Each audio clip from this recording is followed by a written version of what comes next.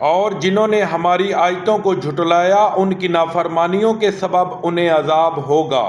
کہہ دو کہ میں تم سے یہ نہیں کہتا کہ میرے پاس اللہ تعالیٰ کے خزانے ہیں، اور نہ یہ کہ میں غیب جانتا ہوں، اور نہ تم سے یہ کہتا ہوں کہ میں فرشتہ ہوں۔ میں تو صرف اس حکم پر چلتا ہوں جو مجھے اللہ کی طرف سے آتا ہے۔ کہہ دو کہ بھلا اندھا اور آنکھ والا برابر ہوتے ہیں؟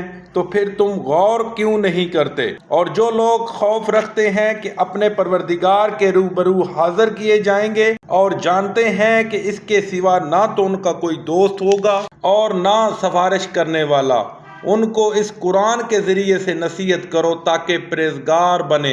اور جو لوگ صبح و شام اپنے پروردگار سے دعا کرتے ہیں اور اس کی ذات کے طالب ہیں، ان کو اپنے پاس سے مت نکالو۔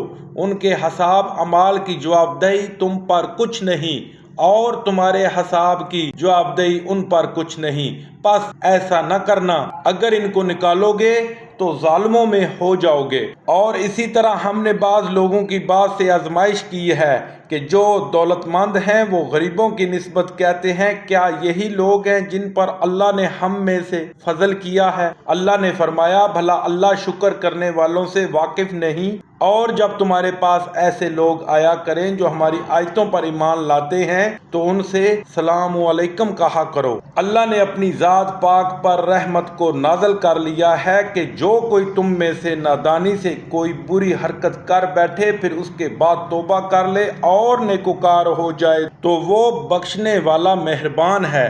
اور اسی طرح ہم اپنی آیتیں کھول کھول کر بیان کرتے ہیں تاکہ تم لوگ ان پر عمل کرو، اور اس لیے کہ گناہگاروں کا رستہ ظاہر ہو جائے۔ اے پیغمبر صلی اللہ علیہ وسلم، کفار سے کہہ دو کہ جن کو تم اللہ کے سوا پکارتے ہو مجھے ان کی عبادت سے منع کیا گیا ہے۔ یہ بھی کہہ دو کہ میں تمہاری خواہشوں کی پیروی نہیں کروں گا، ایسا کروں تو گمراہ ہو جاؤں اور ہدایت یافتہ لوگوں میں نہ رہوں۔